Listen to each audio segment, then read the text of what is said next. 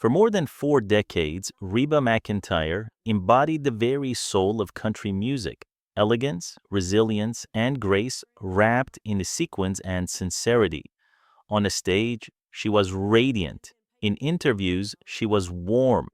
To the industry, she was loyalty personified. But behind that polished smile and the applause that echoed through Nashville's Grand Ole Opry, there was something else: a silence heavy with memory, a silence that remembered every slight, every betrayal, every moment when the people she trusted turned away.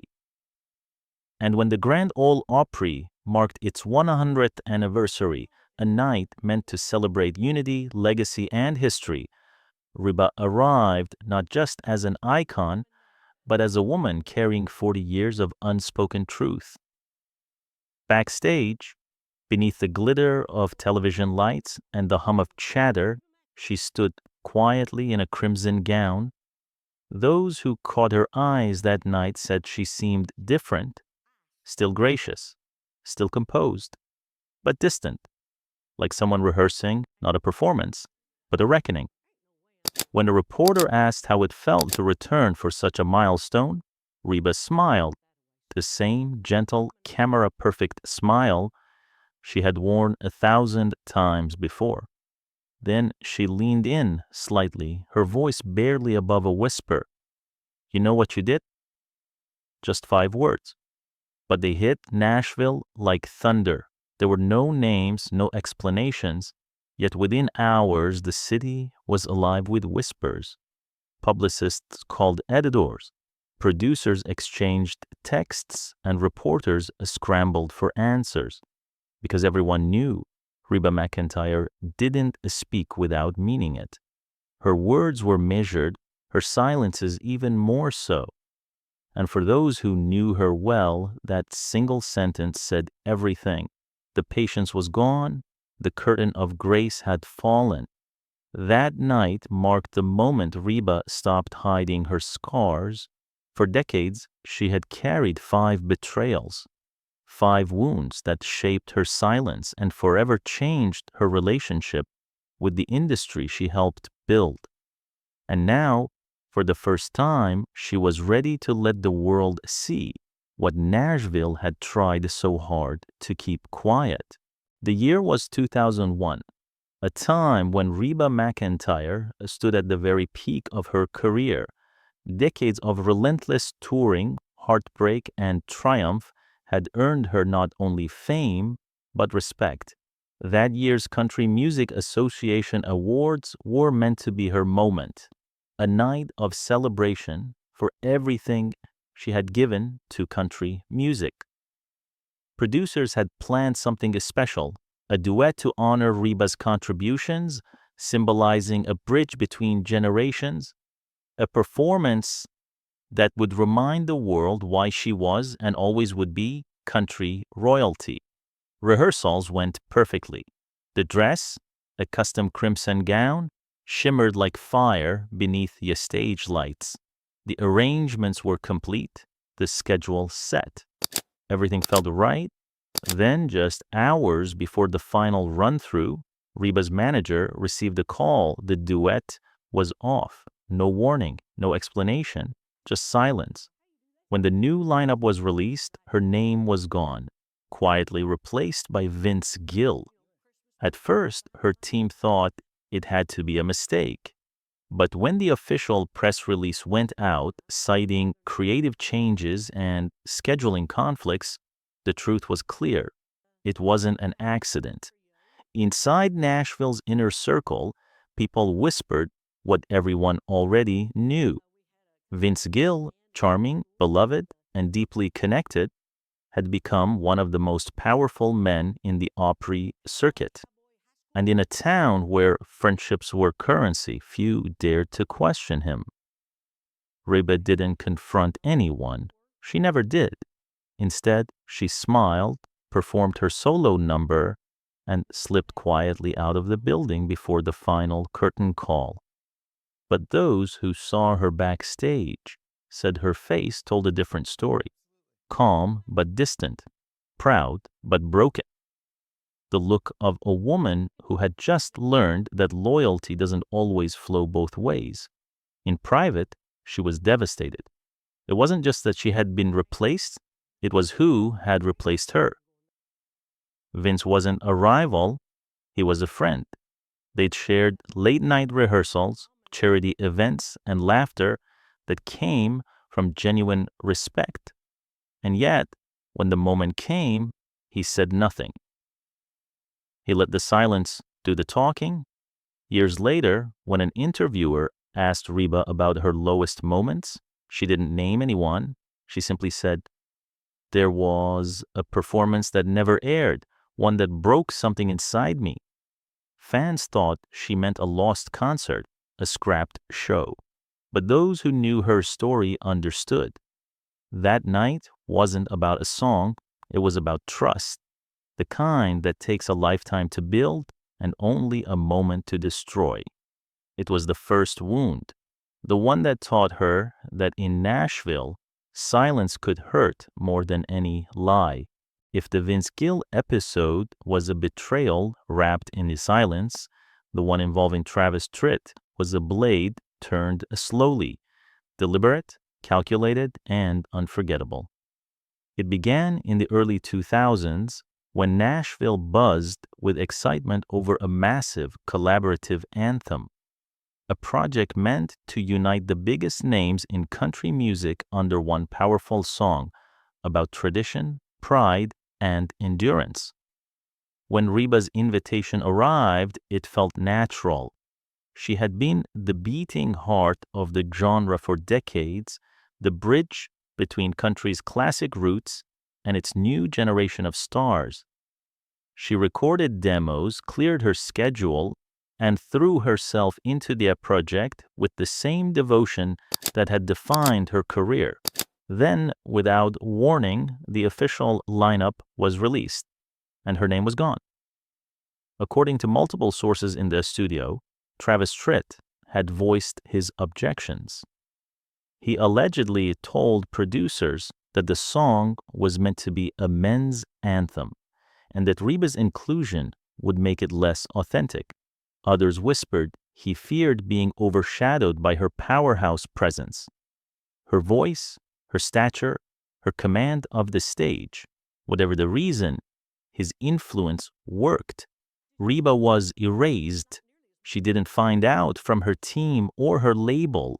She found out from a friend, a studio staffer who called her quietly one night and said, "You didn't hear this from me, but they cut you out."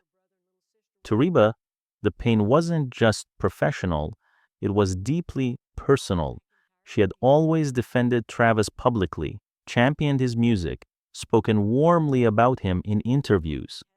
And yet, behind closed doors, he'd worked to keep her out. Months later, fate twisted the knife even deeper. Reba was scheduled to perform at a Georgia charity concert organized by people within Tritt's management circle. She rehearsed, prepped her band, even donated part of her fee to the cause. Days before the event, her assistant received a short, emotionless message. "Your performance has been canceled. No explanation, no replacement slot, just gone." When reporters asked why, organizers replied that her act no longer fit the tone of the evening. A vague, polished lie meant to hide a cold truth. She had been deliberately pushed aside. Reba didn't lash out. She never did.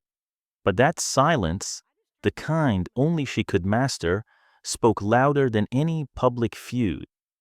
Months later, when a journalist asked her about Travis, she smiled faintly and said, "We don't sing in the same key." To outsiders, it sounded witty. To Nashville insiders, it was thunder. She wasn't talking about music, she was talking about principles, about the kind of men who shook your hand one day and shut you out the next. From that moment on, Reba quietly began to withdraw from projects dominated by old guard politics. She turned her focus toward television, her own label, and full creative control over her work. Because by then, She had learned a bitter truth. In Nashville, respect isn't always earned by talent. Sometimes you have to reclaim it by walking away. That year marked a quiet transformation. Reba McEntire was no longer just the smiling queen of country charm. She had become something far more powerful, a woman who no longer mistook politeness for peace. Before betrayal, there was friendship. In the 1980s and early 1990s, Reba McEntire and Tanya Tucker were the twin flames of country music, two women unafraid to stand tall in an industry built to favor men. They shared stages, defended each other in interviews, and seemed like living proof that women could rise together in Nashville. But fame, as Reba would learn, has a way of testing even the strongest bonds. In the mid-1990s, Reba was in negotiations to co-host a nationally televised Country Music Hall of Fame tribute, a glamorous event meant to honor the pioneers who had built the foundation of country music. The producers saw Reba as the natural choice, poised, respected, and timeless. She represented everything the industry claimed to celebrate. Then, just as contracts were being finalized, everything changed. Behind closed doors, Tanya Tucker's management made their move. According to multiple insiders, Tanya's team struck a deal with producers, offering exclusive backstage access and tabloid coverage if Tanya could host the event alone. The offer worked. Reba's name was quietly removed from all promotional materials. She didn't hear the news from Tanya, she heard it from her publicist, who showed her a glossy press release that no longer mentioned her. Her photo was gone, her name erased. To the public, the event went on as planned, dazzling and triumphant. But those close to Reba remember that week vividly. She was devastated, not because she'd lost a hosting job, but because she'd lost a friend. From that point forward, the easy smiles between them disappeared. At red carpet events, they passed each other like strangers. Industry insiders whispered about the tension, but neither woman spoke of it publicly. Then came 2014. The Country Music Association organized a star-studded all-female tribute, celebrating the pioneers who had broken barriers for women in country music. It should have been Reba's night. Her name was synonymous with strength and legacy, a role model for every artist who came after. But when the lineup was announced, she wasn't there. Tanya Tucker was chosen to lead the tribute. Reba McEntire, one of the greatest women in country history, hadn't even been invited. When fans flooded social media asking why Reba was missing, Tanya posted a short, pointed message. Not everyone gets an invite to the party. She didn't mention Reba's name, but she didn't have to. Everyone knew. Reba, as always, said nothing. But that silence carried the weight of decades. The pain of a friendship turned to rivalry, and a rivalry turned to quiet resentment. Those who knew her best said she never forgot. Not the betrayal, not the exclusion, not the indifference. Because in Nashville, reputations are everything, and the night Tanya Tucker made it clear that some friendships were only as deep as the spotlight. By 2022, Reba McEntire had weathered more storms than most could survive. Heartbreak, career shifts, even tragedy. But nothing could have prepared her for what happened at Naomi Judd's memorial, an event that should have been about healing, and instead reopened the deepest wound of all.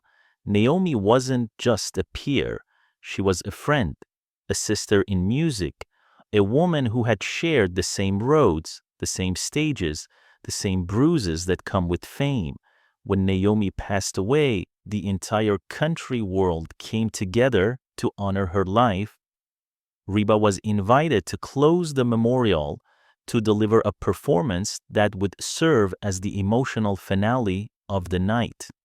A song carefully chosen to celebrate both Naomi's legacy and Reba's lifelong respect for her. Reba took the invitation to heart. She cleared her tour schedule, rehearsed her performance with care, and approached it not as a show, but as a sacred farewell. But just one day before the broadcast, everything changed. Two high-ranking Opry-affiliated board members quietly intervened. The running order was rearranged, and Reba's closing performance was suddenly moved forward. Her song would no longer end the show. Her tribute would no longer be the final note. No phone call, no conversation. Only a cold, revised schedule emailed to her team. Both board members had history with Reba. One had clashed with her years earlier over Opry scheduling. The other, insiders say, had once accused her of being overfeatured on televised specials. Still, Reba showed up. She sang with grace and emotion that silenced the audience. And then she left.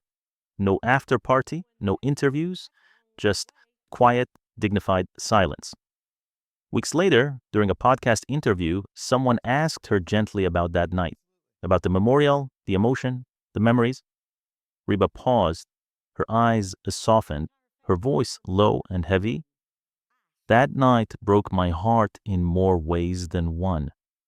She didn't explain. She didn't need to. To her fans, it was clear the pain wasn't about fame or screen time. It was about respect, about losing the right to say goodbye to a friend on her own terms. Those close to her say that after that night, something inside Reba changed. She stopped pretending that silence was the same as grace. She began to write, not songs, but memories. Quiet confessions of the betrayals she'd carried for decades. And when months later she whispered, "You know what you did," at the Opry's 100th anniversary, those who knew her best understood. It wasn't just a sentence.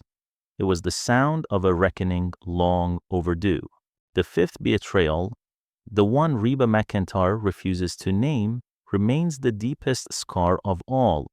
Those closest to her know only fragments, but together they form the shape of a story too painful to speak aloud. It began in the early 2000s when Reba was preparing for what would have been one of the biggest co-headlining tours in country music history. A massive deal had been quietly negotiated. Two legends sharing the stage, a tour meant to unite generations and reignite the heart of Nashville. Reba had cleared her schedule, approved marketing materials, and started rehearsals. Then, almost overnight, the entire project vanished. The tour went forward, but without her. Another star took her place. No explanation, no phone call, only silence. To this day, no one has publicly confirmed who it was. Some point to Garth Brooks. Others whisper Alan Jackson.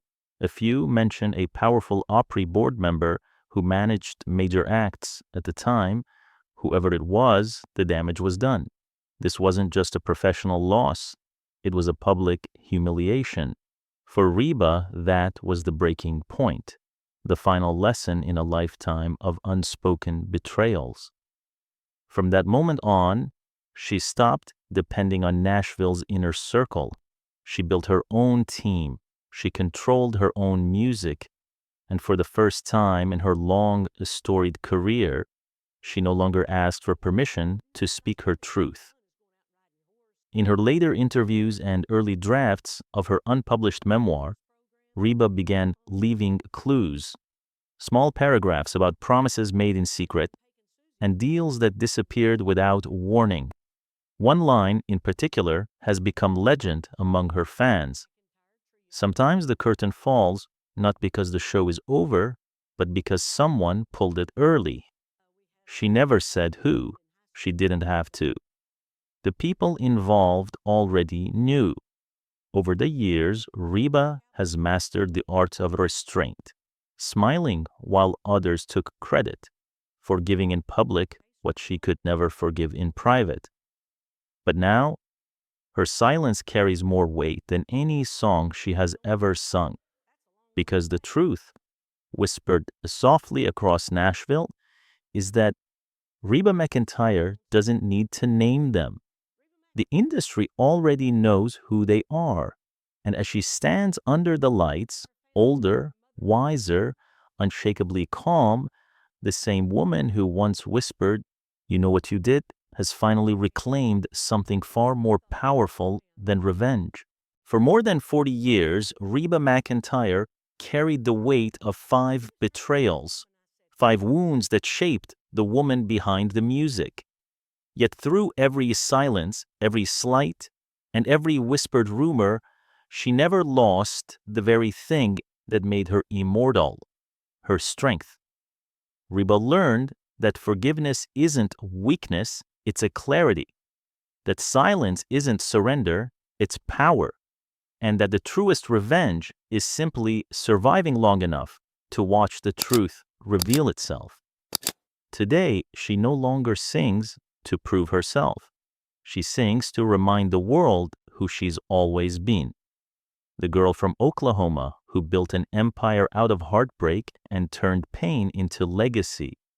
She may never name the 5 Opry legends who wronged her, but she doesn't have to, because Nashville remembers, and in the quiet halls of the Grand Ole Opry, her whisper still echoes.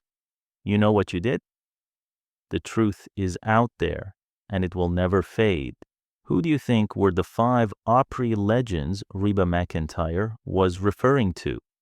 Share your thoughts in the comments below. And don't forget to like, subscribe, and join us again for more untold stories behind country music's brightest lights.